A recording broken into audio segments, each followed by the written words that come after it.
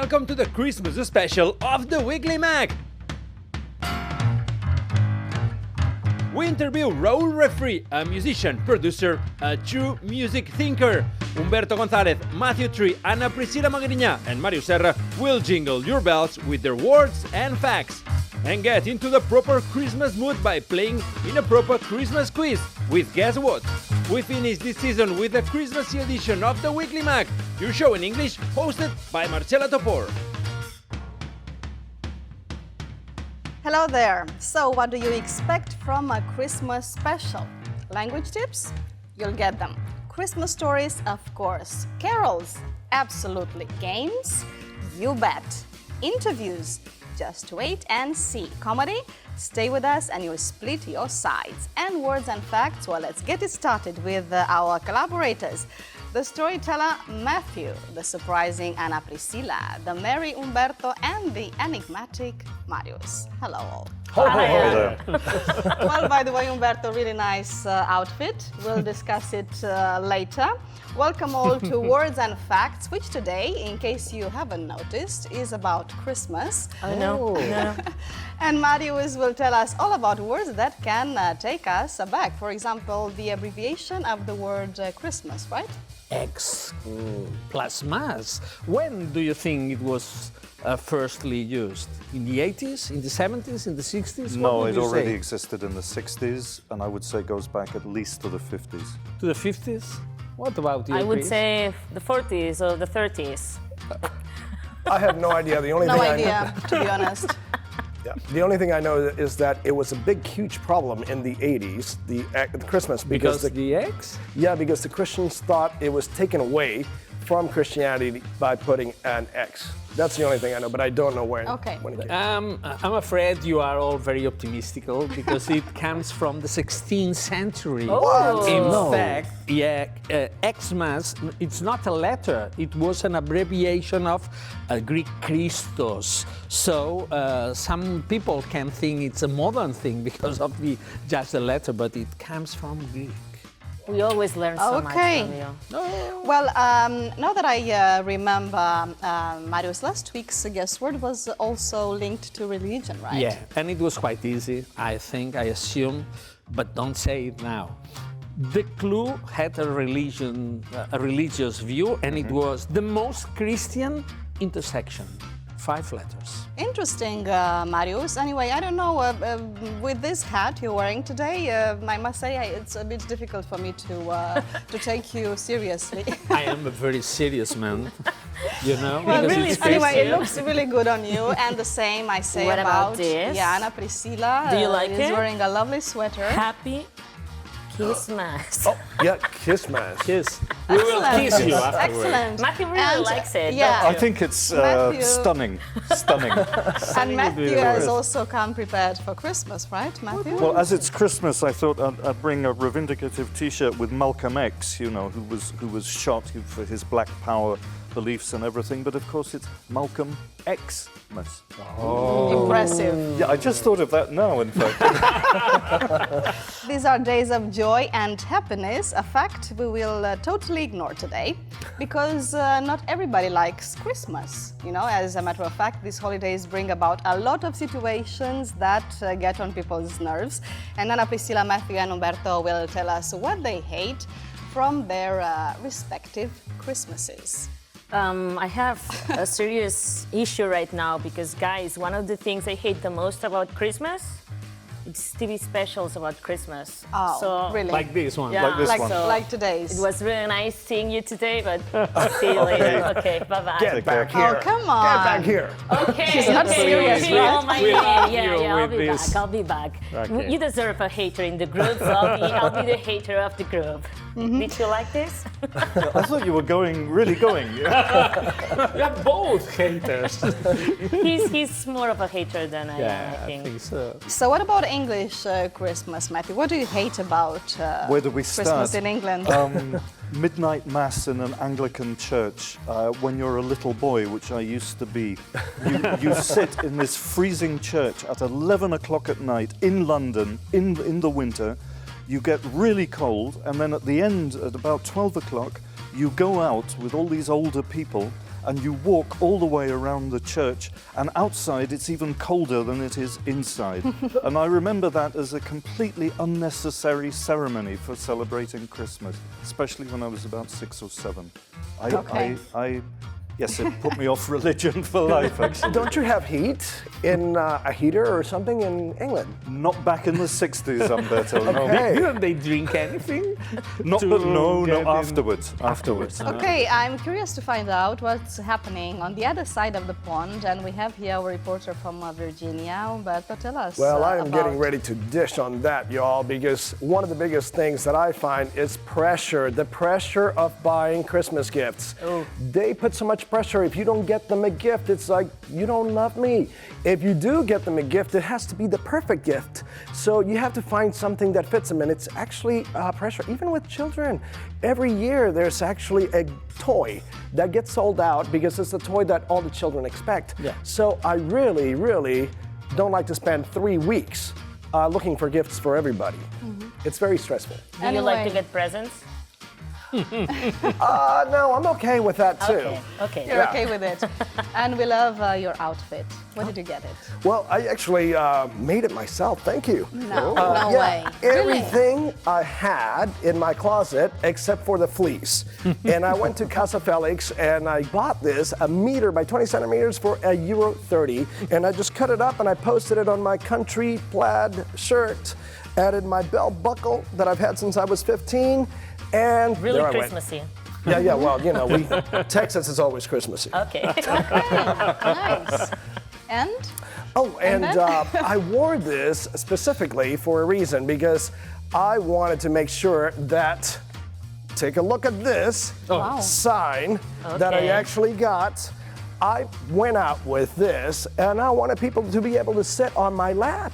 Okay. And Okay. this, That doesn't sound really promising. oh no, this made it happen. Let's take a look. Sit on my lap, boy. Come over here. Sit on my leg. Don't worry. Sit on my leg. It's fine. Grab onto me. Grab onto me. Oh my God, my southern voice is coming out. This only happens. All right, so tell Santa Catalan what you want for Christmas. You don't want new jeans? I think you have a few holes in them. And I would like people to make purposeful gifts. I want you. Give me a kiss. Merry Christmas.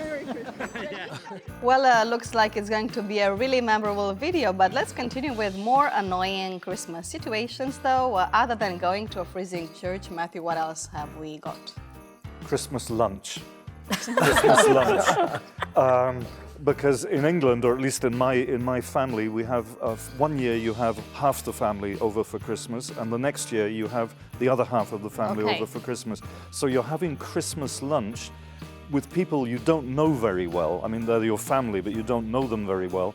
And often they have very different political opinions. This was the case with one of my uncles and my father, for example. And it's a typical English Christmas tradition to consume vast amounts of alcohol as you're also eating your Christmas lunch. So this turns in, especially when you're a little kid, all the adults start having these tremendous political arguments over the Christmas table.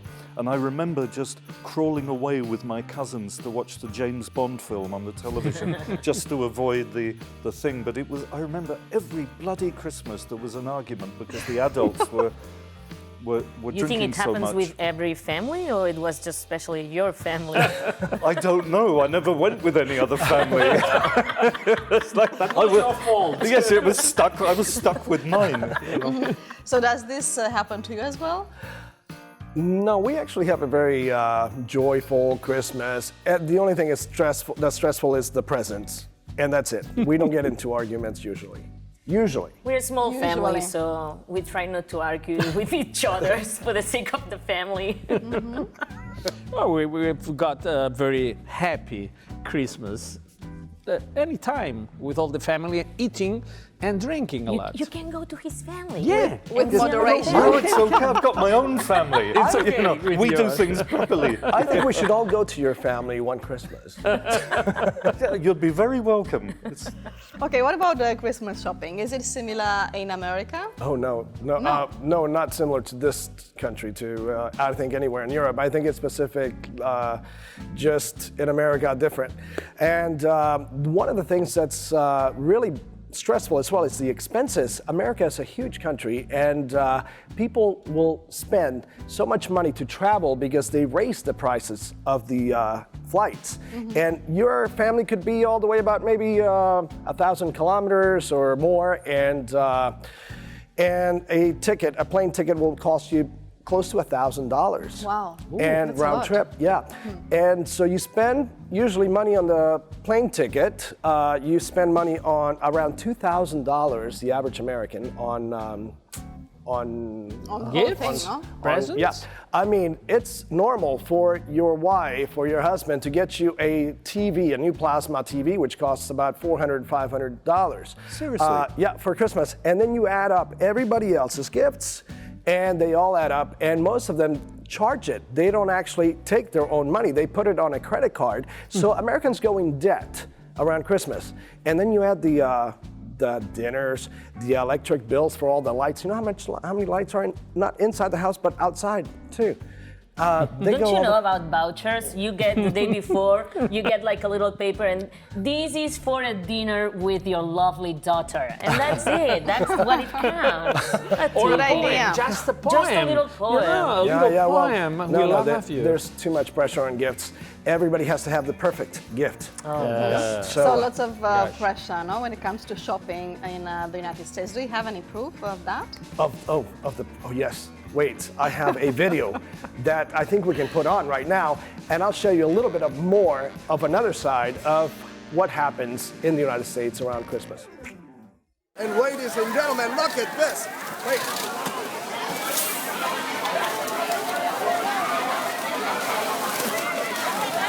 Unbelievable, ladies and gentlemen. Unbelievable.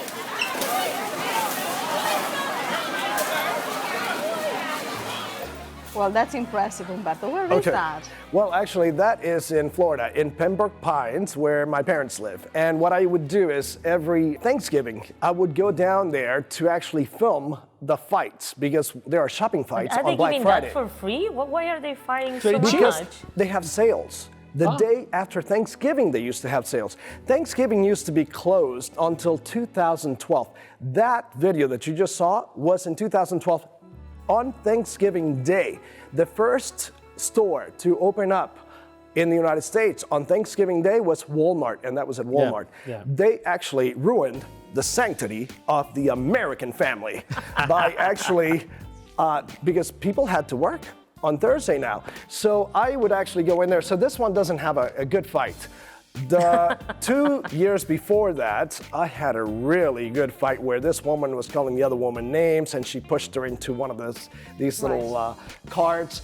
It was amazing, but I couldn't find that video. But that's what I miss, the fights. this is what we now call Black Friday. That's why it's called Black Friday, No. so I've read. Well, there is another reason for it being called Black Friday, but it's, I don't want to go into it because... Yeah, let's not get into Black Friday. But anyway, maybe they also buy presents for Christmas, no? In here, maybe they take advantage of these sales and buy stuff for Christmas too. Well, no, this is for Christmas. It's actually on Thanksgiving, but that's when they start the Christmas sales. So they start the Christmas sales on Thanksgiving. Right, right. And so these are really good sales. You get sheets for like $6. I mean... You're not going to find me in there. Looks a bit stressful. Anyway, Humberto, what about your experience as Santa in Barcelona? It was amazing. I loved it. Everybody Really? was receptive. They all sat on my lap. Because of the board. Oh my God. Because of the dress. This thing was fantastic. Amazing. It worked. It worked. Yep. I want to see proof. Okay, let's see the proof. Ho, ho, ho, it's that time of year again, y'all. And this time, I'm going to go out on Passeig de Gràcia and find out if the Catalans shop as well as the Americans. Let's see how many people fall for this. 'Tis the season to be jolly. the craziest gift that you have received for Christmas? A piggy bank with the shape of an ass. It's the slit where you put the coins. Is it in the crack of the butt? Yeah, of course. Danny, you have to get me that one. Sit on my lap, boy. Come over here. Can you tell me what you want for Christmas? I want to fly to China. It's too much pressure to have to get somebody something. Sorry, but it's some kind of shit that stays in somebody else's house, just accumulating dust, and they cannot even get rid of it because it's unpolite. So it's just a waste for everybody. Oh my God, can we be friends? Are you vegan? Am I a vegan? Yeah. I actually eat turkey. No, you I cannot don't say- celebrate around a dead body. This person never have said to me that He liked it. yeah. You need a new boyfriend. No, oh, I love you. I love you. I love you too. Oh, he's cute. Danny, I think I'm going to get him a present too. For my friends, like a lot of condoms. Have you heard about edible condoms? You eat them. Okay. Yeah, okay. Okay, let's do it. What do you want for Christmas? I want more money to travel the world with. You don't want new jeans? I think you have a few holes in them. Maybe that would be good. Do you have anybody that you are thinking about getting something a little bit kinky? No. That's the kinky stuff. Okay, I want. Wow. I don't know what I want. Oh. I think it's a problem. Sit on my leg, don't worry. Sit on my leg, it's fine. Okay, Grab Santa. onto me, grab onto me. A hunk with lots of money. Me too, a hunk. With lots of money. What about me? Am I a hunk? It's too young. We would have to teach. I don't want to have to teach. Oh, I want you. Give me a kiss. Yeah, I like it. La Xarxa. Yeah. 4 al día. Cuatro al día. Yeah, it's a real life. I think we know what she wants for Christmas. Yeah, My bell, please. yeah, your bell, please. So we go like this. It's the bull with the horns. 4 al día. I love it. Do you like shopping around Christmas? Yeah, I much better prefer than buying online because like I can touch, I can see, I can get the ideas, the inspiration. Come here, girl. All right, so tell Santa Catalan what you want for Christmas. I don't know. I want my family's effort because I really wish this Christmas we could celebrate it without any animals on the table. I know this is a very big gift. I'm going to see if Santa Catalan can actually get you that gift. I'm going to concentrate hard right now, ladies and gentlemen, and we are going to make your whole family vegan. It's done. Yes, I hope so. Well, it seems like everything here is more peaceful than the brutality and the violence of shopping that we find in the United States, y'all. But definitely, I think that we have been naughty and you guys have been nice. So what do you Well think? done. Excellent. I love those two American women. They were hilarious. And the girl with the big, long jeans, why do they do that these days? They just cut everything out. You just buy them like that. Yeah. And you made new friends again, right? Yeah, I did. Everybody was so nice. I think I'm taking everybody's phone numbers from now on. You will have so many friends that you won't be able to catch up with all of them. Yeah, well, a few drinks will make you a little bit more easy to chat as well. And it's amazing how easily they accept you to sit on your lap. Well, I mean, look at this lap. It's amazing. So, yeah, you know, do you want to sit on my lap, Priscilla? Come on. You know, I'm used to like a bulky Come on, Santa. girl, come on, No, come on. no. Bulky. It didn't You work should ask for Matthew. me. or Màrius. We can both of Come us, on. can. Yes. Come on, boys. We are better than those American ladies. Who was the girl with the microphone? A reporter from Cuatro al Día. Okay. And Carolina. She was fantastic. Everybody was fantastic. Very nice Yeah. indeed. Yeah. Yeah. What about you guys? Would you guys sit on somebody's lap?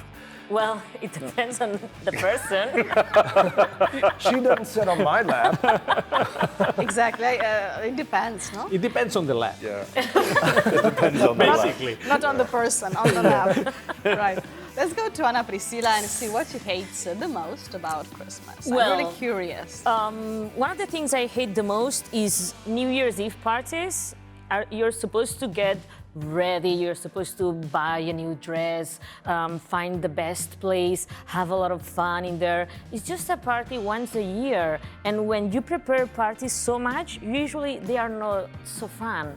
I prefer the parties that maybe you find a friend in the street one day, that thing that you go to have a vermouth, and after a vermouth comes another one, and afterwards you go home. 3 vermouths? No, you have 2 and you 2, just go home, but just 2. have Okay. a great party. But these parties that it's the end of the year and they are supposed to be huge, I usually don't have so much fun. I don't know about you guys. Yeah, I actually find that to be very different here as well from the States, because most of the time in the States, we actually go out to dinner, have a nice dinner. You spend usually $60 where you normally wouldn't spend. And then you go to a party or to a bar and you wait for the ball to drop. And we don't eat The 12 grapes? exactly. That was my second thing, one of the things I hate the most. The 12 grapes. Can you do it? Like, I can No. never, well, I can't do it. It's impossible. Yeah, I've never been it's really able to do impossible. it. But sometimes you get 12 chupitos, for instance. Oh, that- Just drinking let's 12. talk about this Yeah. tradition. That, Yeah, I've done that. Never That's heard of that okay. before. But not all of them alcoholic. Okay. Just one of wine, one of whiskey, but then one of lemonade, water, just to get some stressful thing. I think right? What this about year I'm gonna do olives? this. Sometimes they do it with olives as well, right? Olives? Yeah, Instead of We won't grapes. do it. Instead of grapes. or with M&Ms, olives without. Otherwise, you're gonna die. yeah. I don't know. Yeah, I don't have the time just to eat 12 grapes or 12 olives with the. Maybe if the thing was like a little slower. I don't know. What I like Matthew- it is that afterwards you're supposed to kiss everybody because it's New Year and everyone's got their mouth stuffed full of grapes. So trying to kiss each other is Happy New every year the same. It's a bit stressful, You can try right? kissing first. Yes, it's true. I discovered a trick to eating those grapes. Really? I actually I go in the kitchen and I peel. No, the- it doesn't work for me either. Yeah, when No. you peel the grapes. No, they're still Or you working. choose down them so much really, faster. really small. It doesn't another work for thing, me right? either. Yeah. I'm gonna take Or one. just buy them in a Drink tin something. where they're peeled and without the pips inside them. Yeah. That's quite okay. Yeah. But that's quite But it's cheating. difficult. And, Yeah. No, cheating. Why cheating? This is. And another thing I don't like is New Year's resolutions. Oh. Who yeah, are that's we another- trying to fool? I'm gonna go to the gym more often. Yeah, I agree. I'm gonna read more often. I'm gonna be a better person. Come on, it's gonna last 2 weeks the most. Let's just be Exactly. honest from the beginning of the year. You can say, first day. I will drink more. I'll get never go to the Then gym. you won't get disappointed, you That's know, it. at the end of the year. Don't you think so? Don't you like this? Yeah, I don't make them. No. See? Yeah. I am with you. Neither me. Okay, so apart from New Year's Eve, is there another day that you guys hate? Yes. Or can't stand? Yes. Yes, He was very indeed. quick. No, yes, in England, the day after Christmas is called Boxing Day, which already yeah. gives an idea of how boring it is. And it's a public holiday, but you celebrate nothing. There are no special foods. You've been given all your presents, so all that's been done. You've had the family argument, so that's over. So in fact, it's just this whole long, boring day, which I remember as a sort of, you know, it's like 12 hours of post-coital sadness on Boxing Day. Oh. You know? 12 hours? And then you go back to normal life after that, Boxing Day.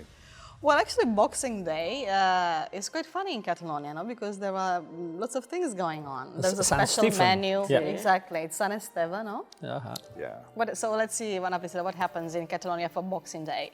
San Esteban, you have the cannelons. That I don't know how to say them in English. Cannelloni. Cannelloni.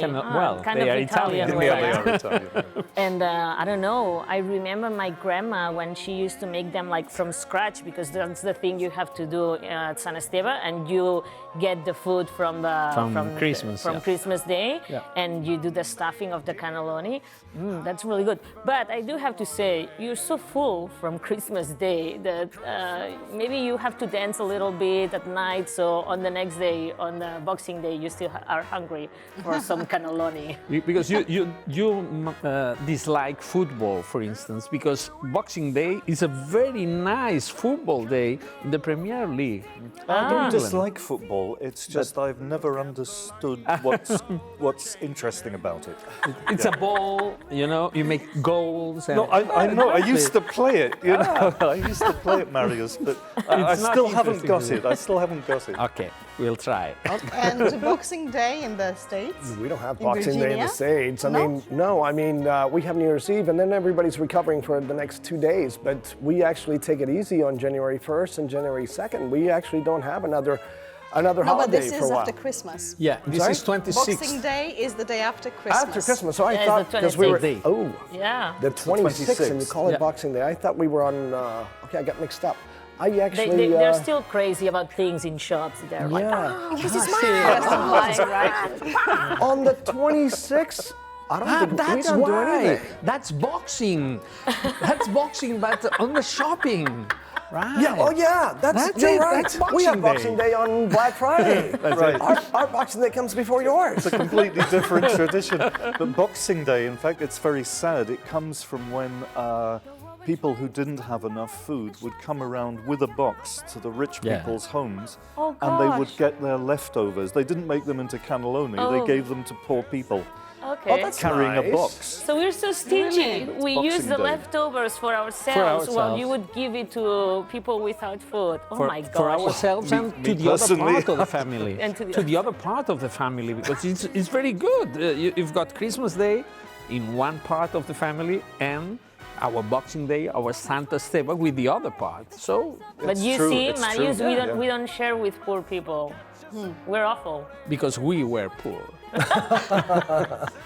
Anna-Priscila, you're wearing a lovely ring. Yes, Very thank you. original. It's my present for this Christmas. A piece of Lego every time I get a new party. And today is such a lovely party here because, you know, I love TV specials about Christmas. Yeah, we can see that. Okay, so let's continue with the words and facts, but that will be after a bit of stand-up comedy with the giggles and a language tip.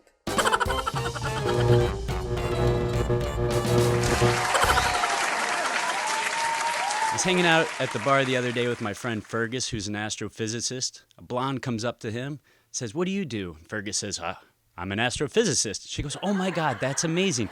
I'm a Gemini."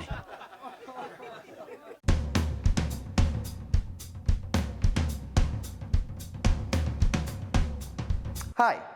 In Spanish, there are 5 vowel sounds. A, E, I, O, U. Simple. But I'm sorry to say that in English, there are 20. Today, we're going to focus on a common pronunciation error with Spanish speakers, the minimal pair I and E. In English, vowel sounds are commonly separated by long vowel sounds and short vowel sounds. Today, let's have a look at the long E sound. This sound is very similar to the Spanish E. For example, let's look at the words sheep and heat and peace. These words all have the E sound. However, if we want to look at the shorter version, the E sound, we have to change our mouths. We put our tongue a bit lower and open our mouth slightly more, and we go from E to E. E, E. Let's take the words from before and replace the E sound with E. You'll see that these words take on completely new words. For example, sheep becomes ship, heat becomes hit, and peace becomes, well, you know. So, be careful with your pronunciation. Until next time. Today's guest is an outstanding musician who has worked with some of the best known and groundbreaking artists. Don't miss today's special interview with Raül Refree. Okay, here we go again with words and facts, and now it's time for words and Màrius with his Christmas hat on, and he's going to tell us all about the origin of Christmas words, right? Yeah, we will start with Humberto, like Okay. Santa. He is Santa on his laps, but where Santa Claus has a very special origin. Which language do you think it comes from? I know which You language. know, I know, you know. because I speak it. It comes from Dutch. It comes from Dutch, in fact. But it means Sinterklaas, the favorite saint, that was Saint Nicholas. Yep. We've got in Catalonia as well San Nicolau as a tradition. But I've checked that the first time it appeared in New York Gazette in 1773. So it was an American tradition. And it was called S.T.A. Claus. So that came for Santa. That Sinta in Dutch came for Santa. Second one, let's look at Christmas Carol. Carol. Yeah. What about Carol? I don't know. It's the name of a girl. It's joyful. It's, I don't know. That's it. That was. Is that it, really? It's a joyful song, that's it. Yeah. And it comes from a word that was for joyful songs, but it was in Latin choraula, a choral song. I didn't know that. For a choir, right? And even Greek choraliline, I don't know if I am saying it okay, it was a flute player. Oh. So he played the flute while people were dancing and singing joyful. That's right, Chorale and Carol, which is a girl as well. Wow. Caroline, I would say. Come to the light. Yeah. What about, we haven't got here a Christmas tree, but anyway. There's one over there. There's one over there, Yeah. okay. But I don't know if it's exactly a spruce. It looks Don't look at me, I don't know. What about you, Humberto? Actually, It's a plastic one, man. Yes. Oh, I didn't. I thought it was good. It's a fir tree, isn't it? It should be a fir tree. no, a fir tree is different. The fir tree has the little. That's botanics. They're shorter. This looks more like a spruce tree. Okay. And we even have a anyway. Tio, if you notice. A Tio. Yeah. Very nice Tio with a hat like mine. Yeah, similar to yours. Okay, Almost. but spruce, the word, comes from Prussia. Ooh, I The didn't know name that either. of that country. Prussia? Not Russia, Yeah, but yeah, yeah, Prussia, Prussia, yeah. right?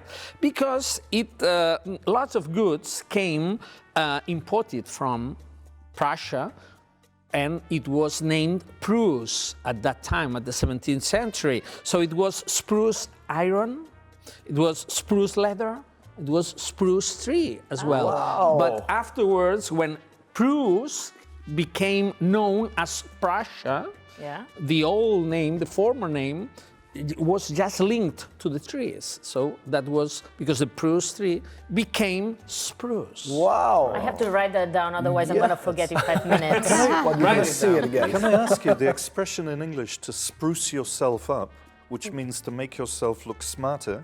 Does that have the same origin? Do you know?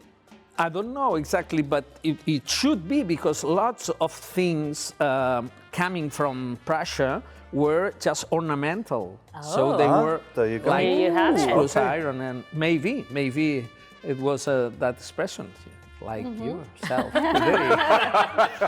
Well done. Okay, and the last one, mistletoe. Mistletoe. Yeah. Underneath the mistletoe. Yeah, it's a great song. And, You've got there? well, I happen to have a little sample right here for everybody. Exactly. And the song? And, Can you sing the song as oh well? my God, I can't remember something under the mistletoe, but I can't remember the words, the lyrics to that one. Well. But I can remember that you actually put it over somebody's head, and you actually like grab them like this, and you make out with it. I think it was just a simple kiss, not just like warm up. You have to be a little bit passionate. Look how many mistletoes there are on here. That's Yeah. the tradition. Priscilla? Very nice. In fact, this is the only Christmas word that comes from Old English. Because the mistle used to be the name of Dutch wrap, from which it comes, the mistletoe, and two came for a plural sort of twig. It's Old English, that's exactly. But this tradition, I don't know exactly which is the origin, to kiss someone under and mistletoe. Mistletoe, because the mistletoe used to be hung from the ceiling. Yeah. And if you accidentally Walked met under. another person under the mistletoe, I accidentally put that over your head. they had to kiss. So people would be trying to get the person they wanted to kiss. Yeah. They love accidents. So is this a tradition that you have here in Catalonia also? Not kissing, but we've got mistletoe. In Catalonia, we call it besc. We don't kiss here, you know. You don't? No. Never. We're very serious people in Catalonia. Merry Christmas. Merry Christmas. Christmas, yeah. But it's She in was English, trying not to in convey a Catalan. message. Yeah. See? Okay, so now it's time to reveal the solution to last week's guess word enigma, right, Màrius? I think all of you can reveal it as a choral thing, like choralia, a carol, because if I said the most Christian intersection, 5 letters, it's 3, 2, 1, Cross. Oh, nice.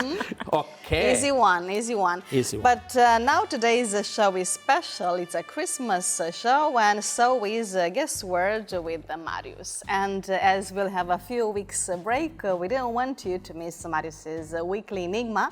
That's why we have a special guess word for you, right, Màrius? Yeah, that's it. This special acrostic penta guess word, it sounds difficult, but it's not a difficult thing, right? All right, if you say so. Yeah. There will be 5 words, hidden words, in our social nets. One each week that we will be, hopefully, on holiday, right? And a 6th word formed with the initial letter of each word. As an acrostic, that's a word. That's why. Right. When you get this final 5-letter word, you will know who is coming. Santa Claus is coming. Is it going to be Santa Claus? That's nice, but that's not the exact... It's not Santa Claus, okay. It's not. But today, I will leave you with the first guess word. Okay. The first of these 5, right? Okay. And the first one is a fast American bus that can bark and race. It's 9 letters. A fast American bus that can bark and race. 9 letters. So easy, so easy. I don't know. For you. It's the only bus system that I think we have. Okay, a fast American bus that can bark and race, 9 letters. This time next week, we'll post the solution and the clue for the second word on the social networks. So every week you'll have a solution and a new enigma until the 1st of February, which is when we'll solve together the whole thing, right? Okay. So, we'll solve together, thanks. Because I need people to solve things. Yeah, okay, so you know what to do. Just follow us on social networks and share your answers, please. And since you're haters today, we have a few Christmas haters here. Today and every day, I have to say. I would like to ask you about your New Year's resolution. So let's see, Matthew first. I know you said... Can the others start? I really don't have any. I don't believe you. You must have one. Okay, New Year's resolution. I do have one. I do have one, which is to go to London and stay there until one of my last 3 novels in English gets published in the UK. Good. That's my New Year's resolution. That's very good. You're like very decided to do that. No? Yeah. You sound very decided. Okay, good. I think I will join him and say that I want my project. I'm going to stay here in Catalonia until my project comes out around April. That's my New Year's resolution. What about you? Mine is not to have any. I was saying I hate them, so I'm just going to try to be happy with whatever comes into my life. That's so sad. Merry Christmas, everyone. That's it. That's the idea. And mine is to go to the gym until the 2nd of January. That's a good one. That's very easy. Well, Easy peasy. It's not easy to go to the gym on the 1st of January. It's not an easy that's resolution. also true. Yeah. I must admit. Do you have one? Yes, what about you? If I have one. my she God. keeps asking things, you know. My New Year's, my resolution for the New Year's is to see Màrius in this amazing shape after coming back from 2 the days. gym. We'll try. No, really, what I really want is peace and happiness for everybody, you know, and I really look forward to see you guys soon because I'm gonna miss you, you know, during the holiday break. We're gonna miss you. Same. Yes, of course I'm going to miss you.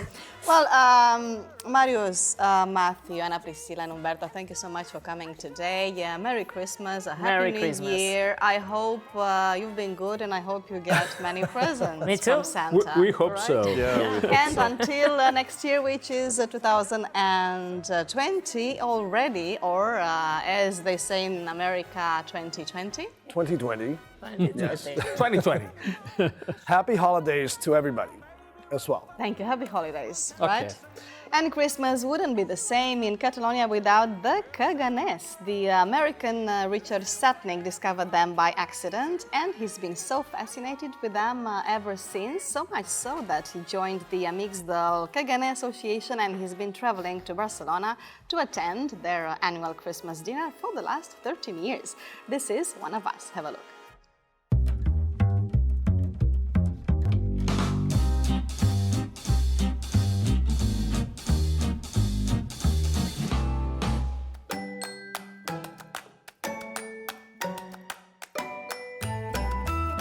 Hello, I am Richard Satnick. I live in Portland, Oregon. I was lucky to become a member of the Amics del Caganer for about 15 years, 12 or 15 years. My memory is not so good.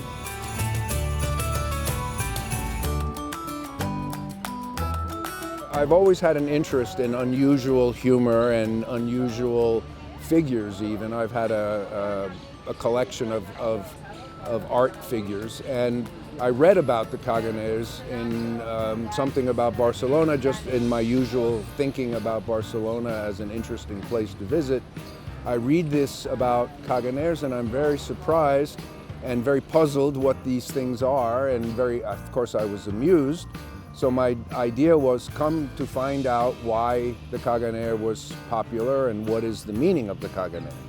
I came to Barcelona and started looking with no understanding yet, talking to people who could speak some English, and eventually meet some people who told me, well, this is more than you think, and if you're interested, you should contact the people who are with the Amics del Caganer, and they can maybe explain to you what's going on. So I did, and it worked out very well.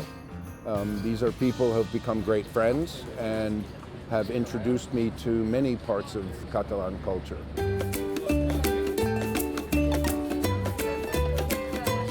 We meet at least once a year for a grand dinner, and we elect a Caganer of the Year, somebody in the community who is doing something to promote Caganers or make jokes or something.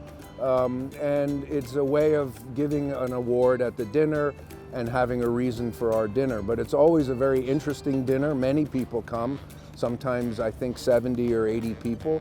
And through this I've gotten to know more and more people. Some of them have invited me to their houses. Especially the past president, Joan Leteres, was very welcoming to me and very accepting of my ignorance of Catalonia, and has helped me learn a great deal. And he just came to Portland to visit me. And so, again, these connections have resulted in very long-lasting friendships, which is maybe even more important than the Caganer. You know, it's part of the Catalan humor to have always a Caganer somewhere at the moment of the birth of Jesus. Somebody still has to use the toilet or go out. And I understand the connection to fertility and making sure that we return our fertility to the soil. I understand all this. But again, the Americans have a little bit of trouble with this because we don't have a tradition of pesebre. Only at the churches do they do a pesebre, and the idea of having a peasant pooping in the back would be very, very strange to Americans. But most of my friends know that I have a strange sense of humor, and they sort of get it. Plus they come to my house and see my collection of caganeres, which has now become maybe 450 different caganeres. According to Joan, who just saw it, he says it's very representative of the different parts of where the caganeres are made. And I have gone to visit the workshops where they're made, and I know the people who make them. And it's all just a lovely way to become deeply enmeshed in Catalonia. So this has been interesting to me. The caganeres have given me to people with whom I can learn a great deal about the history. And wonderful Catalans love to show me their history and their culture and the beautiful sights around Catalonia. So I've been everywhere. And eventually I've decided, because of the politics in the United States, that this is a better place for me to live. Possibly in some former life I must have been a Catalan, because I find too many things here to my liking. I like the food, the history, the cities, and especially the small villages, which we have no history like this in the United States. The deeper I get, the more enjoyable it is to be in Catalonia. So every time I think about coming here, it's a great excitement.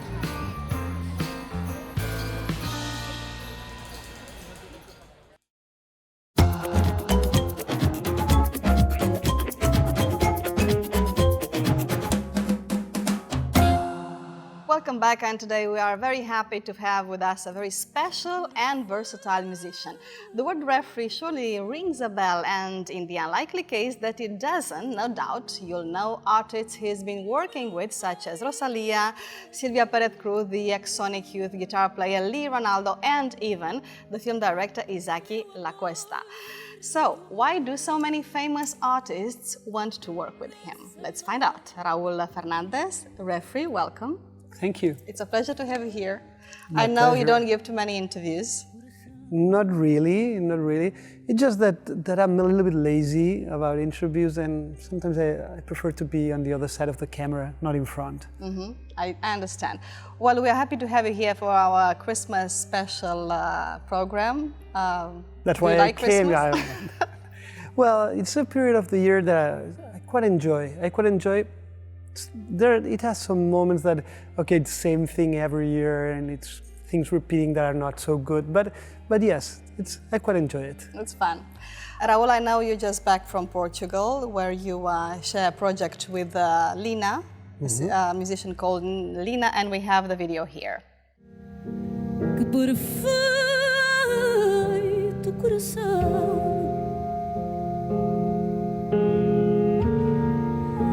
no meu peito bateria,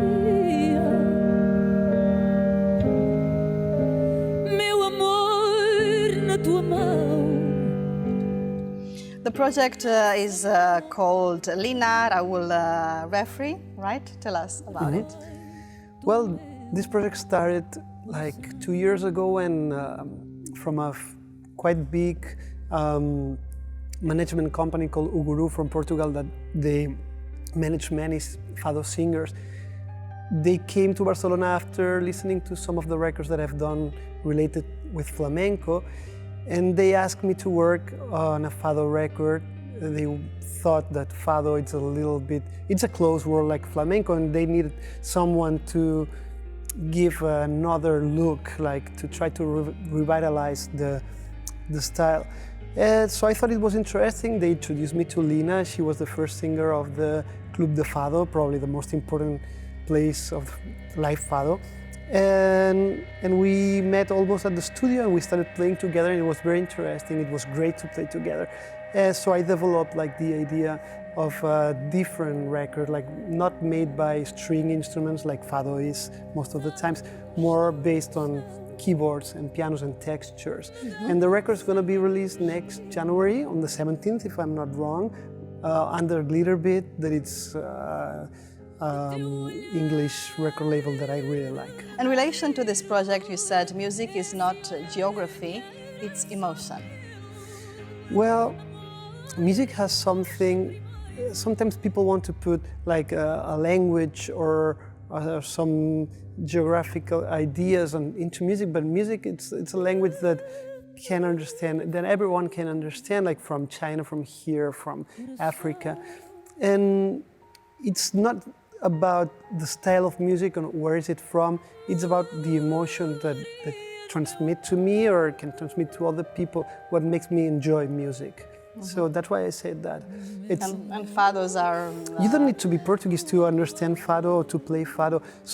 Sometimes people say you have to be like from the south to play flamenco. You have to be, and I don't agree. I don't agree with that. I just think that you have to feel the music and just try to put emotion on what you play. Yeah, I totally agree with you. Like you said, this project is coming out in January. You'll be touring in France, also Netherlands, and I know that you're going to London as well. But you've got a lot of projects going on. How do you manage to do so many things and so many different at the same time? No, that's crazy. I've been doing many records in the last 2 years, records that I wanted to be involved with, records that they have my name. It's not only as a producer, as an artist. And I don't know why, but they are all going to be released during the next 3 months. That's something that I wasn't expecting, but it's like, it's how it is, and I'm going to try to manage everything on the best way. But yes, Lina and Refree, this is one, the record that I've done with Lee Ranaldo that is going to be released in February. And I've done another record with the Scottish singer-songwriter that is called Richard Youngs, that it's released, it's been released like some days ago. Actually, we have the video with Lee Ranaldo. Let's watch it. We are like the snow, right? We are like the snow. We are like the snow, right? We are like the snow. We are like the snow, right? You are like the snow. Sounds really good, this project of yours with Lee Ranaldo, ex-Sonic Youth guitar player, to be released on the 21st of February, right? Yes, yes. Excellent. Well, I know that a lot of people ask you the same question, always. It's almost unavoidable not to ask you about your collaboration with Rosalía. She's everywhere these days, right? She's, I think if I'm not mistaken, she's the most downloaded Spanish artist on Spotify. And Ever? This year, I think. Yes. And probably it's ever too. Like, I cannot think about someone else who is so famous around the world these days. Yes, it's true. Since the record, since El Mal Querer was released, I've been receiving many petitions of interviews for talking about Rosalía. I'm trying to avoid them, not because I don't want to talk about her. I really like her music. I really like her. We have a good relationship. It's just that I always think that if you want to know something about her, better to call her manager. Okay. Well, let's watch a short language tip, and after that, we'll be right back with Raül Fernandez, also called Refree.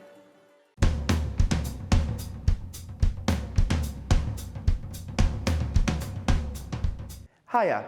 Just like in the previous tip where we discovered the difference between the E sound and the S sound, we also have the same thing with the oo sound. We have the long version, oo, and the shorter version, oo. Let's take a look at the long version first and have a look at the words pool, as in swimming pool, food, and moon. Now, if we take the oo sound and make it shorter, oo, we see that pool, swimming pool, becomes pull, pull the door. You can also say food is very different from food. For example, you could say you can run errands on foot, but if you run errands on food, someone may think that you're doing tasks to do with food. So, be careful with your pronunciation when you're learning new vowel sounds. Oh, and Merry Christmas! I'm dreaming of a white Christmas. Gumbo is a typical New Orleans soup, but Gumbo is also a jazz band. Which one will you listen to? Don't miss today's special Christmas performance. And may all your Christmases be wild.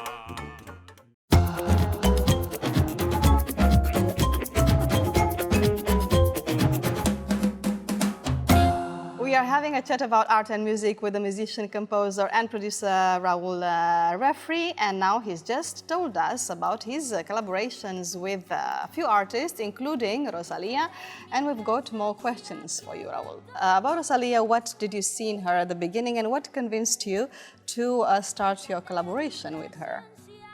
Because she wasn't very well known at the moment, right? Well, you don't have to be well known to work with me. I mean, it's something else. It was a friend of ours, a friend we have in common, a journalist called Luis Troquel, that he thought that we should meet because we had many things in common and that probably we will work together in a good direction, to say it in a way. And that was true. We met and we started talking about music, about flamenco, and about hip hop, and about some musicians, and we decided to meet once a week. That was very nice, I think. We met once a week if it was possible, and we were not playing at all. We were just friends that we were learning from each other. We were listening to the music that the other one was listening, understanding their taste, or his taste, or her taste, and that's how it started. We didn't plan to make a record together. We were just friends. Okay. But do you always work like this? No. That was a very special way of meeting each other. I really enjoy it. And it took like maybe from the first moment, it took maybe 2 years to understand, 1 year maybe, that we wanted to work and make a record. At that time I was involved in other projects and I could not imagine that I was going to make a record with her. But we started playing one day and it was amazing. We had a great time playing together, and she's doing so well that I'm very proud of her. Are you surprised? No. I think our record was like a parenthesis for her. I think that she thought it was an interesting record to make, and I thought the same, and we really enjoy it. But I think that she had this idea, what she's doing now, she had this idea on her mind, and she was completely conscious of what she wanted to be. She was very young and she was super focused on what she wanted to be. Like breaking the ground, breaking breaking the rules actually of traditional flamenco, no? She has a very good taste in music and she's very talented. I could not imagine that she would get so far, but I could imagine that she would be like a great artist like she is. We have a video of your work together. Let's watch it.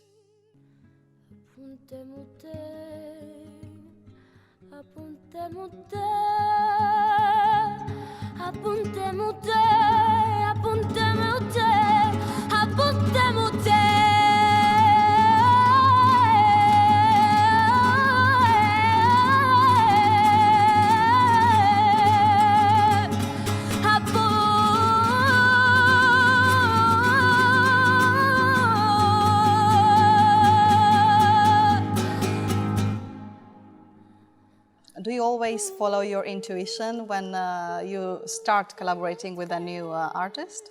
Is intuition very important for you? Sure. It's everything we have. I mean, if we lose intuition, we are losing everything. Yes, you can be a very famous and well-known artist and you want to work with me, but if I don't feel that I can give you something or that I'm going to enjoy working together, I'm not going to do it. That's something that I've been trying to do since the early beginning. Maybe I always say, because I don't want to sound like, I don't know. But the thing is that maybe in 2, 3, 5, 10 years, I'm going to need to work with people that I don't like, and I'm going to do it, obviously. But right now, I'm deciding a lot with whom I'm working. And one of these artists is Silvia Pérez Cruz. You have a long and very productive relationship, professional relationship with her, which started with Las Migas, actually? Yes. A long time ago. It started with a project that I did with an Argentinian project that was called Immigrations, that it was between Mercat de Vic and Argentinian government, and that they wanted to do something about exile. And at that time I needed a singer, and so someone introduced me, Silvia, and we started to work together on that project, and our relationship went on until Granada. That was the last thing we did together. Que el cantar que yo canté lo borra el viento. Ay, ay, ay, ay, ay, ay. Que el desencanto, si me borrara el viento lo que yo canto. Gallo negro, gallo negro. Another very interesting project you've done recently is Between Two Waters, a soundtrack for the film director Isaki La Cuesta. How did it go? So again, I have to talk about someone introducing each other. Okay. It was Albert This Pla. is the way it works. Yeah, it's the way it works. Albert Pla, that he's a visionary, and I think he had in mind that Isaki and me could work together very well. He introduced us, and he said, "You have to work together now that you know each other." And that was like this. Isaki came to me with the idea of Entre Dos Aguas.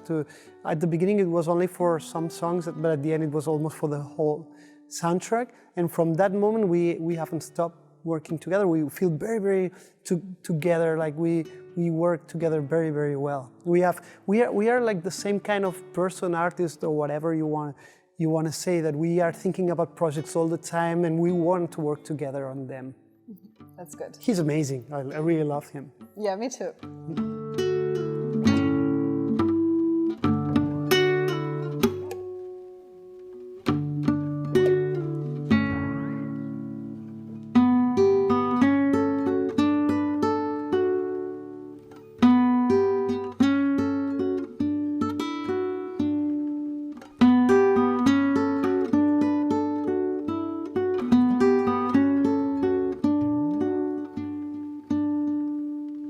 How was the creation process of this soundtrack? Mm-hmm. The soundtrack, I think from the first time that he told me about the film, I thought it was a good idea to be there, because like the environment was so important on that film. Like it happened in San Fernando in the south of Spain. So I asked Isaki if it was possible to go there during the shooting of the film and to be involved in another level, not only making music, like going to the shootings, understanding what was happening, and then going back home and preparing something for the day after, just for them to listen. And that because some early composers on scoring on film music, they used to do this, like they were involved on the shooting, they were there, they were composing at the same time. And that was something I wanted to try, and it was an amazing way of working. And it's like the natural thing to do as well, right? Well, yes, it's true. For me at least, it's like, sensible to do that. Well, it's difficult to understand now to make music for a film without being involved in the shooting too. Yeah, it's true. Mm-hmm. All right, well, Refree, you travel a lot to many countries all the time. You have different projects, like we said. How do you organize your schedule? When do you find your time to be in the studio, to travel, to think, to create? How do you organize yourself? It's crazy, and it's getting crazier. It's something that I want to stop one day and like to just have some time for me. But it's true that we have the calendar with Mar, with my manager, and we fill almost everything with that, because there's many projects that I want to be involved in. And I don't want to say no to things that I really like. Sometimes, and till this moment, it's been possible. It's been doable. Mm-hmm. But I don't know what's going to happen. There are some months in front, like January, February, March, that are going to be crazy. I don't know how I'm going to do it. Your most recently project, actually from last month, is called All Hands, around the moment with Richard Youngs. Yeah, we were talking about this record before.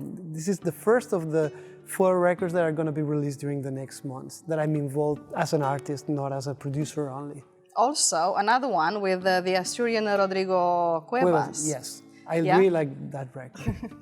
Okay, so tell me, is there a musical genre or a specific genre you'd rather not do? Because you're doing many, but is there one that you say, I'll never do this? Well, like the lines that separate genres in music makes me feel the same of those lines that are drawn on the maps, like to separate countries, that they don't make sense. I mean, like, we have a lot in common with the south of France. We have a lot in common with Valencia. It's not a separation. There's not a whole. Now it's like a degradation. I don't know if that word exists, but it's something that it's not radical. Like it's mild. Like there are no changes. The same in music. Like music is music. I don't feel like there's like a red line in between genres. It's just that it's emotion. Like. Sometimes people ask me, do you like African music, for example? And my answer is, I like some African music, not all African music. Do you like, I don't know, dark death metal? Yeah. I like some bands of death metal. I mean, it has to be, but I don't know how to explain it. But I don't know, reggaeton, for example? I really like some of the reggaeton songs or music. Yeah, a lot. Why not? I like the attitude. There's a lot of experimentation on reggaeton and urban music when I listen to it, I get a lot of ideas from there. All right. Before we go, we have a question for you, which is called the question chain, and which comes from our last week's guest, in this case, a couple who traveled from Bangkok to Barcelona on foot. Oh, wow. All right, so let's watch it. Hi, I'm Jen. Hola, hello, this is Luis. We are the walkers who went from Bangkok to Barcelona by foot, and we have a question for you. What would you like to learn next in life? That's a good question. There's so many things I am interested on, but I like to cook better. Oh, really? Yes. A chef. I love to do it, but I don't know enough from that section of life. So I cook every day, but yes, I'd like to learn more. It, I really enjoy it. Yes. Yeah, me too. Well, Raül, thank you so much for coming here today. It's been a real my pleasure. Same here. Thank you very and much. Merry Christmas. Same to you. Thank you. And to everyone. Thank you. Well, there's no better time for reading than Christmas holidays. So if I were you, I'd go to your nearest library and grab a good book in English. Which one? Well, the following recommendation is from the Xarxa de Bibliotecas Municipals of the Diputació de Barcelona, and it may help you.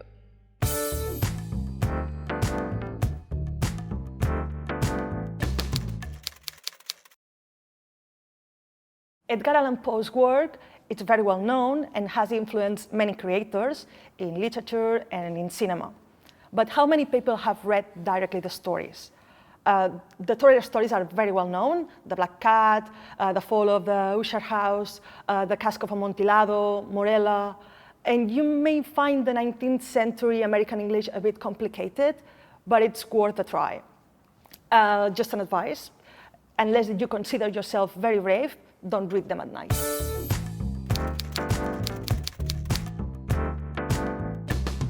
Most of us have names that come from people who excelled in the arts, in religion, in politics. The word Dorian existed in English before Oscar Wilde chose it for the name of this character, but it was used to refer to Greek culture only. Today you have men and women who are called Dorian, and they are always associated with eternal youth and being beautiful forever. The book explores the question, what would you do to be young forever and to be beautiful for good? Read the book and tell me all about it. When you want to describe something in English, you can add many adjectives before a noun. However, did you know that adjectives follow a specific order? Here come Helen Armstrong and Tinwari from International House Barcelona with a Christmassy English language tip. Have a look.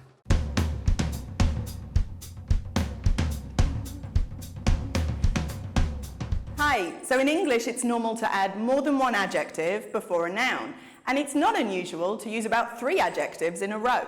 So, for example, the small white Christmas candle.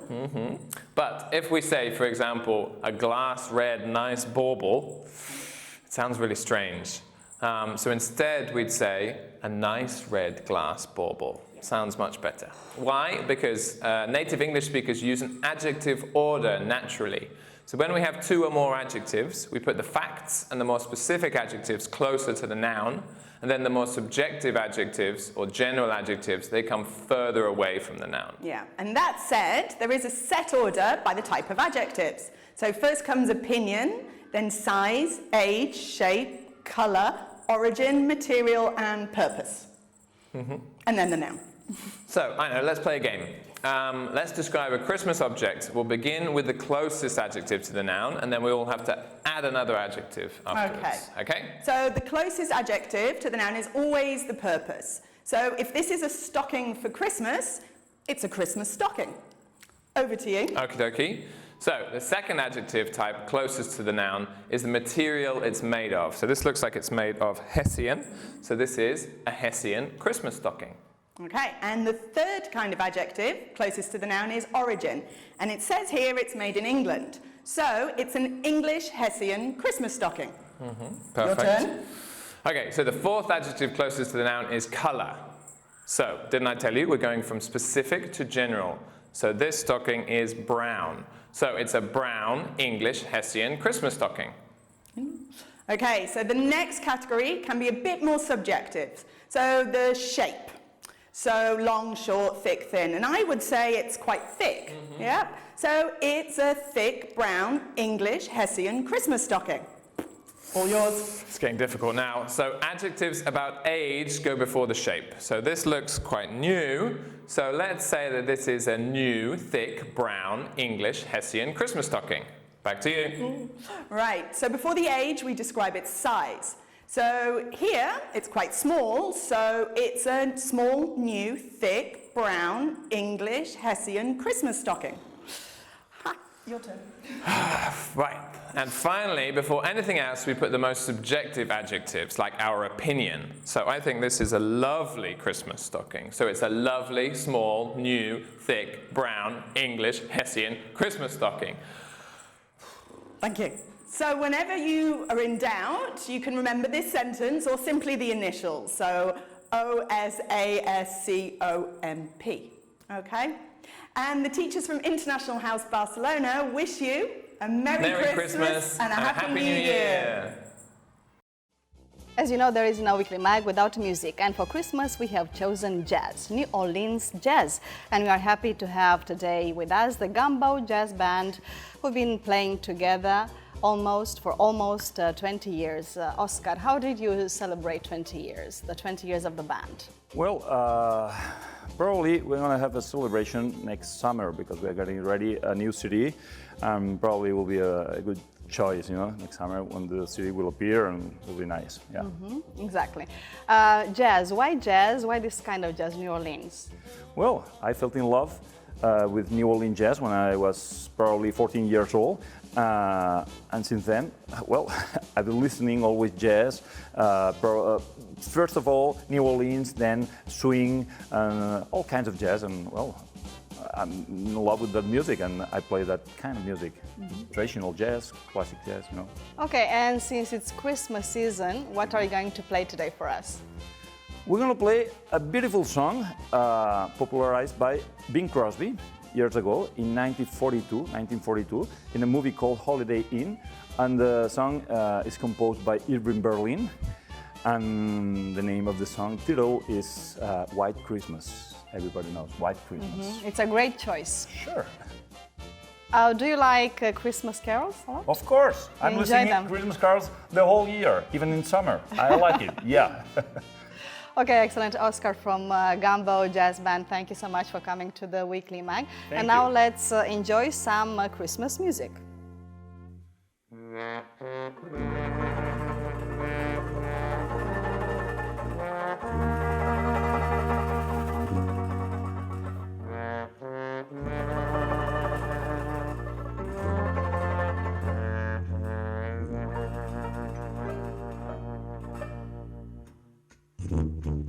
I'm dreaming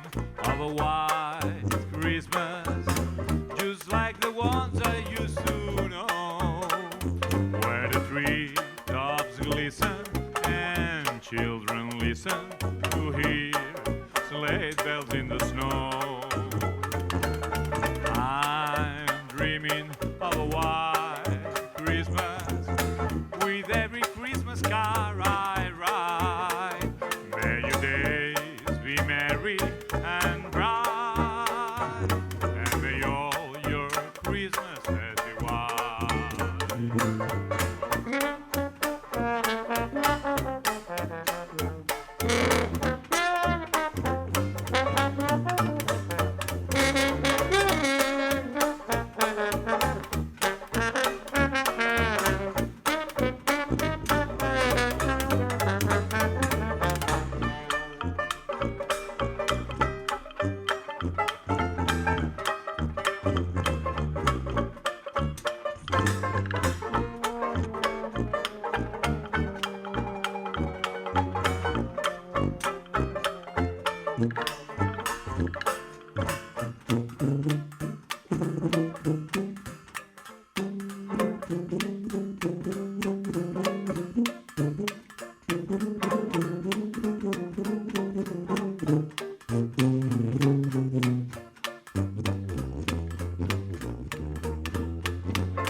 I'm dreaming of a white Christmas with every Christmas car I ride.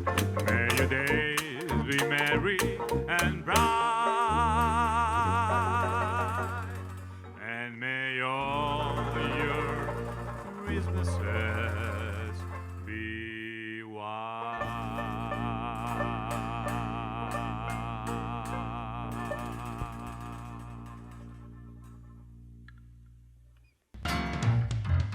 How many Guess What Christmas specials have you seen? Option A, 1, option B, 2, or option C? I'll stay tuned and we'll enjoy the first one in a few minutes.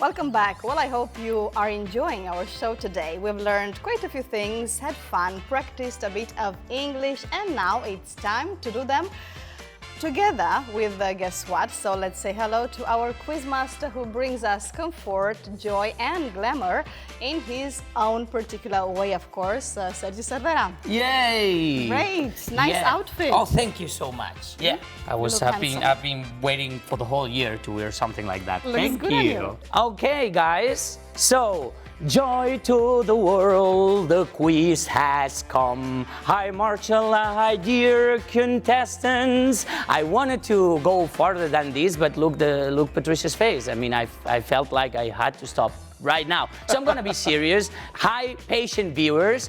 Put on the antlers of wisdom and join me for celebration of quizzes. I'm excited. It's Christmas. Come on, show some excitement. You're always excited. I'm more excited than ever. Novelty would be that you would calm It's down Christmas. I bring presents for you all in the shape of questions. That look like a reggaeton dance, you know? Okay, let's begin by introducing our guests today. They'll be our professional contestants, Mark Broderick, Patricia Scalona, and our reporter Nadia Gramuller. Welcome all. Welcome. Thank you. I have to say that Mark looks pretty serious today. I am the Christmas present that keeps on giving. Oh, This is my yay. Christmas ribbon. Okay, so you're my present, my present today. I am everybody's present You're gonna today. play fair. That's what you mean. All right, let's begin. Gather round, boys and girls. It's time for the multiple choice. Option A, B, or C. The answer is for you to C. But only one answer is right, which you will guess if you have inside. Well, Sergi, in your poem, you forgot to mention 1 point each answer, right? That's correct. I feel like a happy ant if no, that's not working. Nobody's perfect. I couldn't go any farther with this poetry. So let's watch the first video. There is one period in the year that I don't like at all. I really dislike the Christmas period because... Well, she doesn't like Christmas at all, but why? Why? I'm gonna give you a few options. So option A, she thinks Christmas has become too commercial. Option B, she misses her dog back home. And option C, she can't stand watching It's a Wonderful Life again. What do you think? I'm gonna let the gift to all humanity that Marcus give the first answer. Well, whoever gets sick of the movie It's a Wonderful Life? So that's definitely not the answer. She looks like a dog person. She looks like the typical person who has a small little yappy dog at home and probably misses the dog. Makes sense for me. Nadia? Option A. Option A. You're straightforward for the commercial thing. All right. It's really funny, actually. You saw him like giving all the logic to his answer. And she says like and option she's A. like, Let's I'm cut the efficient. thing. I'm She's Austrian. direct. She's Austrian. She gets to the point. I can't remember what the options were, but I'm gonna say, as usual, too. But I'm gonna say the one in which she says it's they've become too commercial. That's right. Option A. As Nadia, can you just say it with more excitement, like Christmas excitement? Amazing! I've been waiting a year for that. Okay. So let's see what she has against Christmas. It's too artificial. It's too commercial. People start putting the Christmas tree already in the month of November. We don't know anymore the story of Jesus Christ. Children don't know it anymore. We have lost the real sense of Christmas. Patricia, I love your face, Patricia. Right, too commercial, right? It's a classic. I mean, like, when Christmas wasn't commercial. But anyways, all right. Okay, so the score is 1 point for Patricia, 1 for Nadia, and for the moment, no points for Mark. It's okay. But I like you. I'm full of Christmas joy. But I like your T-shirt or your shirt. Exactly. Yeah, look, I have the Grinch. Exactly. The guy who stole Christmas. You are losing, but we like your It's outfit. okay. It's okay. I made an effort today. I made an effort. Okay, guys, now a story of Russians, parties, and drinks. Something really unheard of. My uncle and his friends, they have a tradition on Christmas. Before Christmas, every year they go to public bath and they drink some alcohol, discuss the previous year and so on. And once, one of my uncle's friends, he drank very much and he woke up after this day. It turned to be that he is in another city. You walk into a He was in bar another city. and you wake up in an unknown apartment in a different city. But the question is, in which city did his uncle's friend wake up? Option A, St. Petersburg. Option B, Moscow. And option C, Gotham City. Hanging around with the Joker. Where did he start? Do we know that? No. My friend, you were trying to sit there. No. I've been in a Russian bathhouse in St. Petersburg. Okay, I have partaken in one of those particular activities. I'm gonna go with St. Petersburg because they're awesome. Okay, Yeah. all right, Yeah. all right. It's a true story. Is it you? Is it you, his uncle? No, I'm not his uncle, but I have partaken in this particular activity. Did that It's happen to pretty you, awesome. Mark? Tell us I the can't truth. give you the details. What happens in a Russian bathhouse stays in a Russian bathhouse. Okay. There we go. Okay. You've gotten drunk in way too many places, right? That's why I don't drink anymore. Sure. Sure. Sure. Yeah. Nadia? Moscow, I guess. Moscow, okay. I'm gonna say St. Petersburg. St. Petersburg, all right. Okay, and here comes the answer. During he was drunk, he went to St. Petersburg and he woke up in some apartment there. All right, you are the expert of those kind of stories, right? I don't know. Yeah, I guess I am. I don't know. All right, so the score is very interesting because Patricia is leading. Never happened before. Right. And right It's after been a while. You did it well. It's You been did a it well. while. Yeah. No, it's been a while since It's this been a while. last happened. I mean, Okay. we've been on a bit of a Fair losing enough. streak. Then let's move to the last, third and last story. Christmas is important for me because I'm always celebrating with my whole family. I have a really big family of 40 people. And we always come together with my grandmother and everybody in our house, drink some wine, drink some beer, some nice stuff, have a lot of food, and then we always have Christmas dinner in the evening. And then the next day... She said nearly 40 always. people, guys, 40 people, some beers, some wine, lots of food, then dinner. And then the next day, what? Option A, they sleep all day long. Option B, they do it all over again. And option C, they have a terrible hangover. See. See.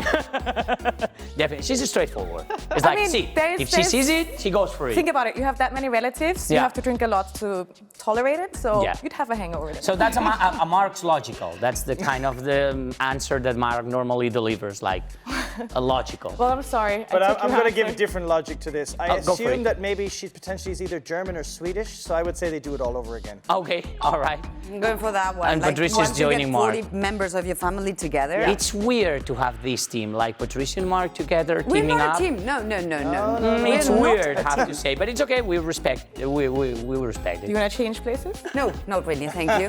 Okay, and You're this there for a is what reason. they do. And then the next day, of course, you have a second Christmas day.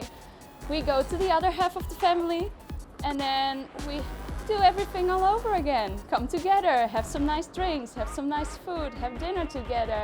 That's my favorite part. When you use your logical, you make a beautiful explanation, and then it fails.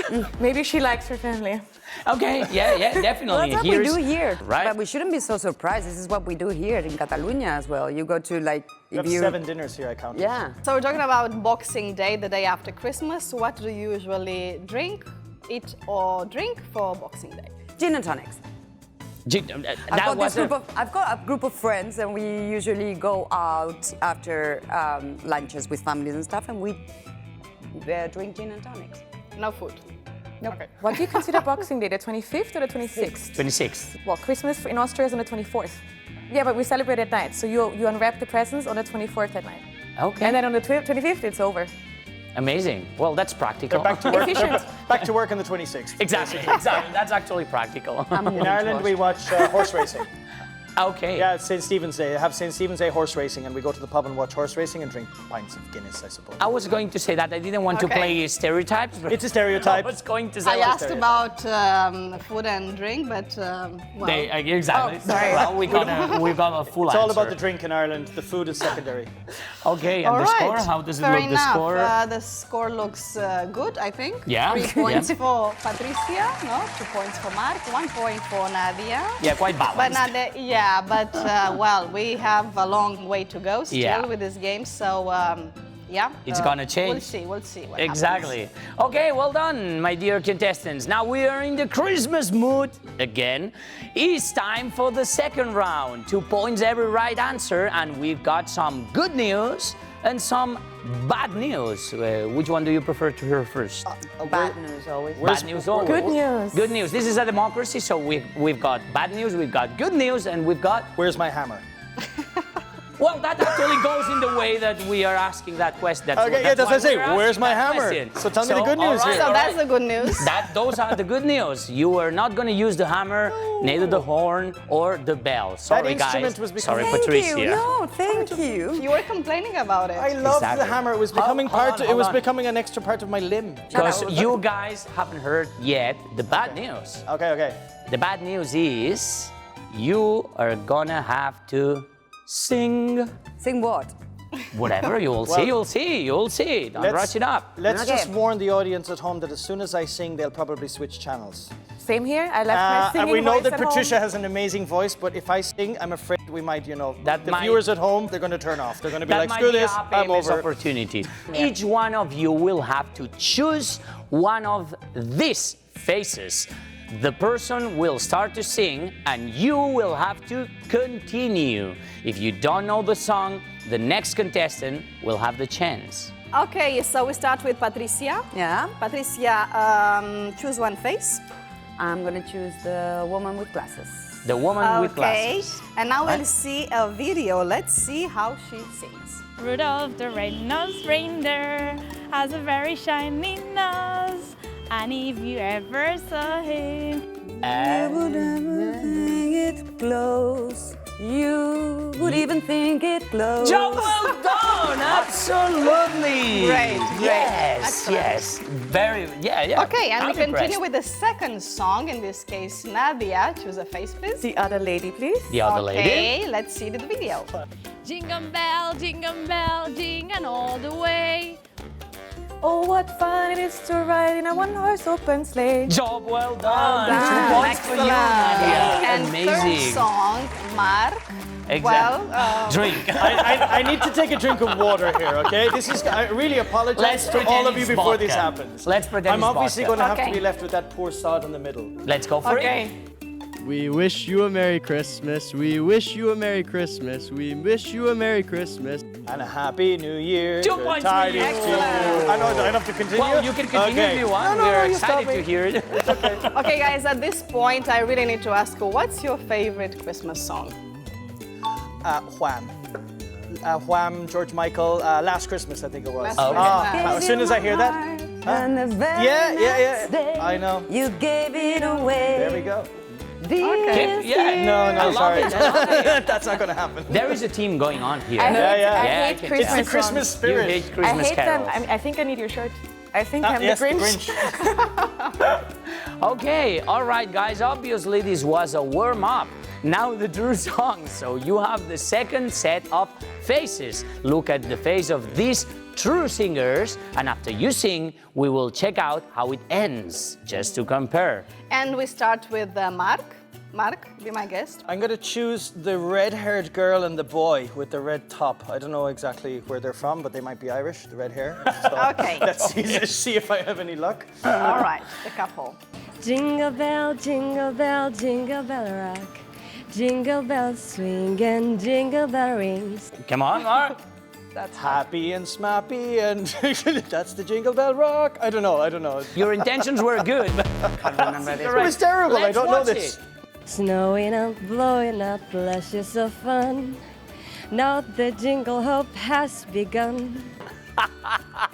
She was cheating though, right? She was Yeah, reading. yeah. She had it in front of her. Oh.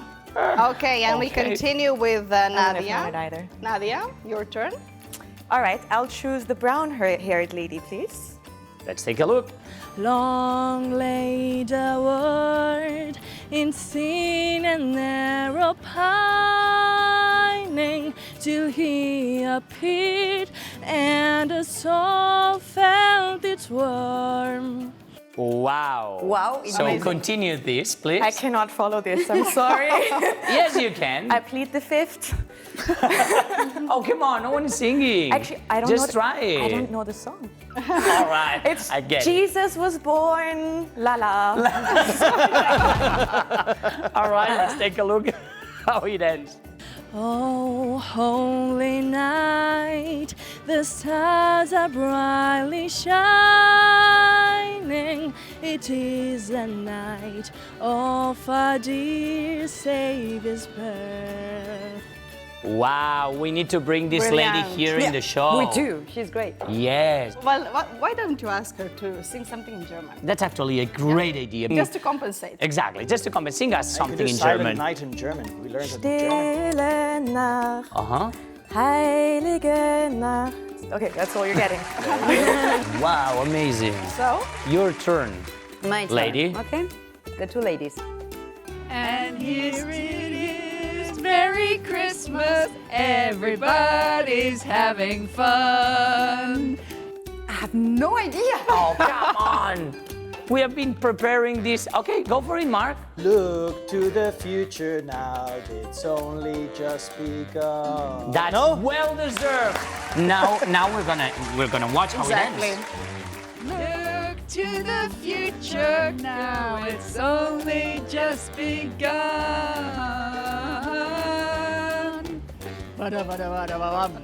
This is just amazing. They were moving in unison. Yeah, absolutely. Amazing. Okay, guys. Wow, and the score is, Sergi? Mark is leading. 6 points for Mark, 6 5 points for for Mark. Patricia. I don't and agree with that.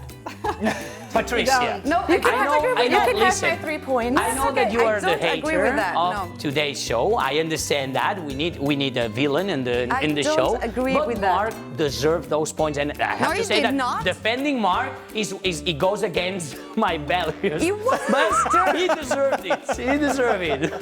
Okay. All right. Now for a completely different challenge. But right after this bit of stand-up comedy.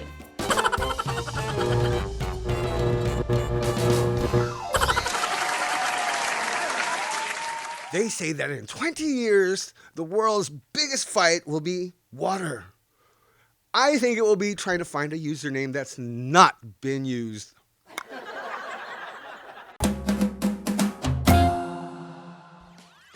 And we would like to thank all the comedians who have collaborated with us this season, starting with Marnie Manning, Hannah Becker, Matthew Murtha, Robert Marquez, Luke Maginski, and ending with Donica Tiernan. Yeah, congratulations to them all, and you can check them all out on our website. Yes, and now for the third and last round, the Christmas tree challenge. Ooh, wow. As you can see, we have a tree decorated with some color stars. Each of them has a question inside, which is worth 3 points. Now you will pick one color, read out the question, and answer it. Okay, Easy, right? And easy. We start with Nadia. Nadia goes first. I'm going to be your collaborator. No, I'll pick it up for you. So you choose a color. You have green, you have red, and you have gold. You kind of like pointing towards the green, so I'll have to go with the green. The green, yes. Okay. Green is for you, Patricia. Red. Red, of course. And Mark. Oh, I'm a gold digger. Gold for you. I'm a gold digger. All right, so red for you, lady. Thank you. Green for you. Thank you. And gold for you, sir. Okay. And let's start with Nadia. So Nadia goes first, followed by Mark, and then Patricia. Perfect. Right? All right. So Nadia is a green, and Marcella is gonna read out an introduction for you, and then the question is gonna come. So let's go. On December 16th, 1965, 2 astronauts from the spaceship Gemini 6 reported to Mission Control that they'd seen an object going in a polar orbit. And now listen to the original recording. He's in a very low trajectory traveling from north to south and has a very high brightness ratio. Looks like it might even be a... Did they see Santa Claus? No. Actually, it was a Christmas prank. And here is the question. Go for it. You open up and let's see what the real question is. Oh, how exciting is this moment? Yeah, it feels Christmas. Yeah. What Christmas song did they play next? Okay, what's your choice? What do you think? A very famous one. Aren't they all? Okay, here's a clue. We have already heard that song today. Okay, then it's Jingle Bells. Let's hear what the right answer was. Very low, looks like maybe going 352. Stand by one. Looks like he's trying to signal something.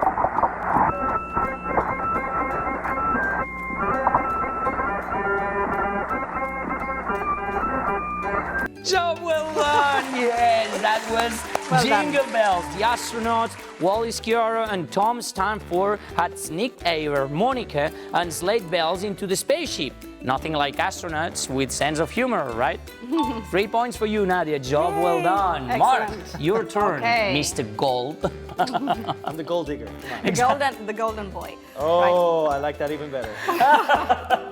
Introduction. Okay, so apart from the teal, arguably the funniest item of Santa Lucia's markets is the cagané.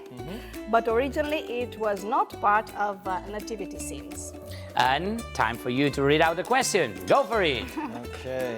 Okay, from what century are the first documented cagané images? Okay, so you guys Scary face, the Catalans have been around for a long time, huh? They got a lot of jokes. Yeah. I would say that they. I could even go back to the caveman paintings, no, at this stage. I'm gonna go with the 10th century. 10th century. I don't know why, it just feels like it's the right one, but I don't know. I could be wrong. I would love to say that that was right, but actually was wrong. No, the first documented images of the cagané are in the so-called rajoles d'oficis, or job tiles, from the end of the 17th century and the beginning of the 18th. Only 600 years out. Exactly. I was ahead of my time. Yes, that's right. Now, Patricia, you are the lady in red. Yes. So not all Christians give Christmas the same importance.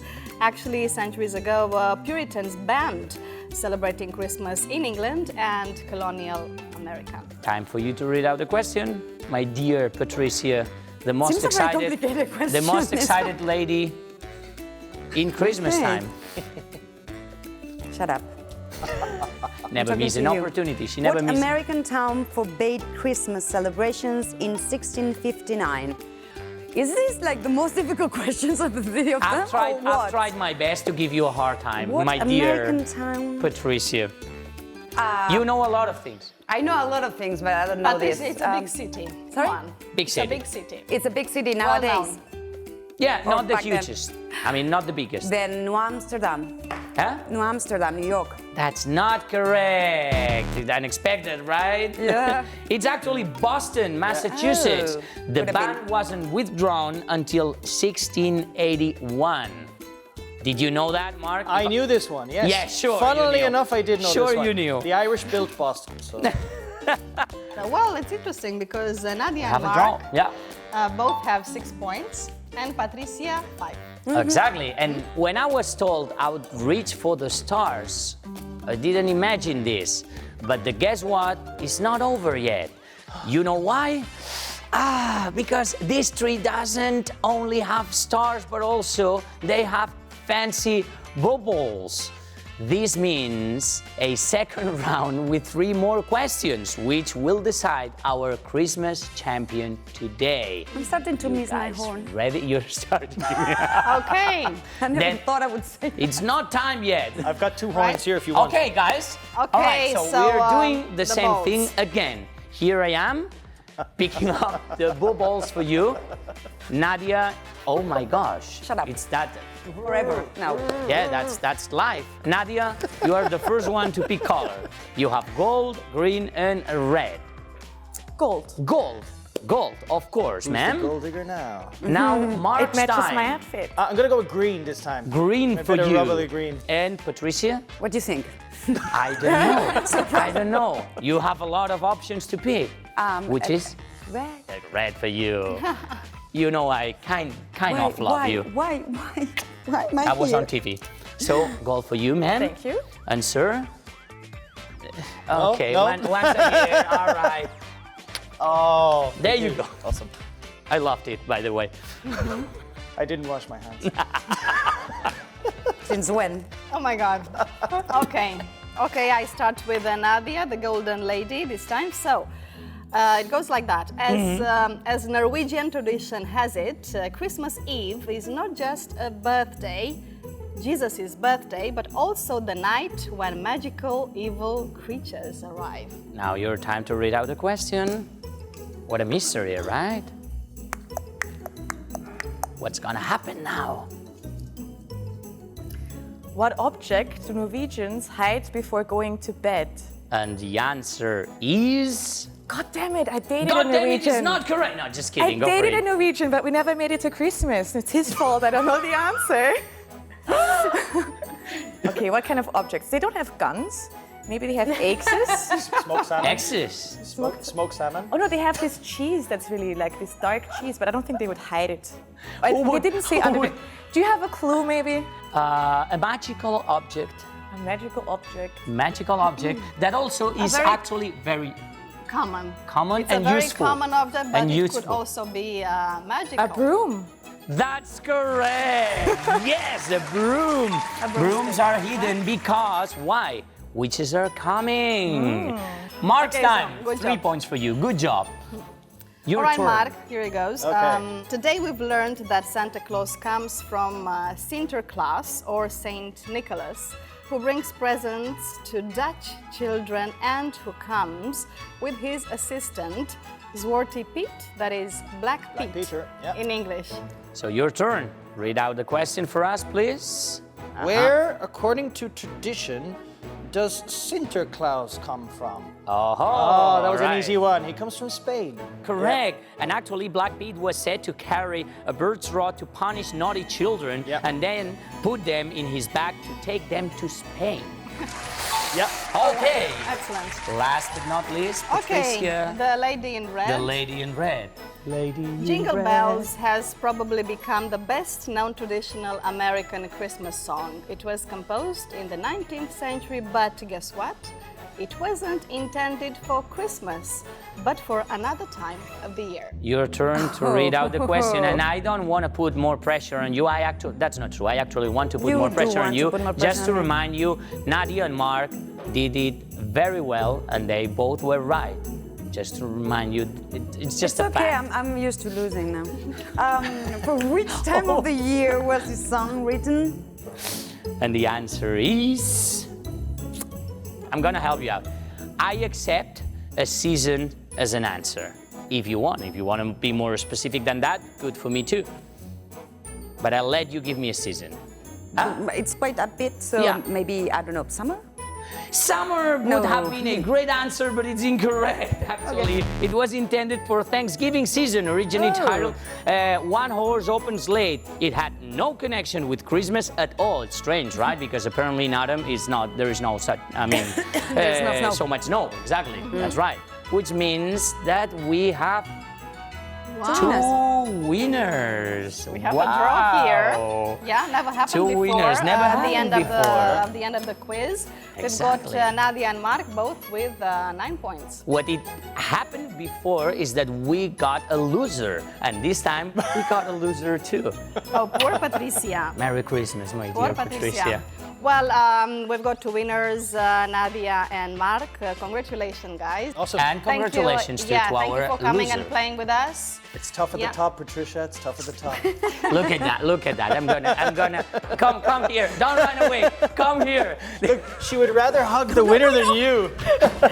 Leave me alone already. Look at that. We have been waiting for this moment for a long time, so here we go. Why? On top of losing, I have to stand this? Congratulations. Get away from me. All right, I'm staying here with you. Okay. That's the present. That's And, losing. That's what losing means. Thank you all again, and thank you, Sergi. It's been a pleasure as always. Sergi, I hope you're going to be good and get lots of presents from the Theo and Santa Claus and the three wise men. There is actually a connection between being good and having presents. Then I think it's too late for me. No, Sergi, it's never too late. It's never too late. Hello. But the year is almost It's done. never too late to be good, Sergi. You know that. So Okay. let's end on a positive note, and let's hope that Sergi will get I'll do my lots best. of presents this Christmas, and the same with Nadia and Mark and Patricia. Thank you. Thank you all, It's nice guys. here. Well, this Christmas special of the Weekly Mag ends here, and so does the season. I hope you've enjoyed it. We'll be back on your TVs in 2020, next year, on the 1st of February. We'll stay active on the social networks, and remember to solve Màrius Serra's special acrostic penta guess word. That sounds difficult, but it's not. It's 5 enigmas that together will tell you who is coming, right? Who is coming? We'll give a new clue every week, and the first one goes like this.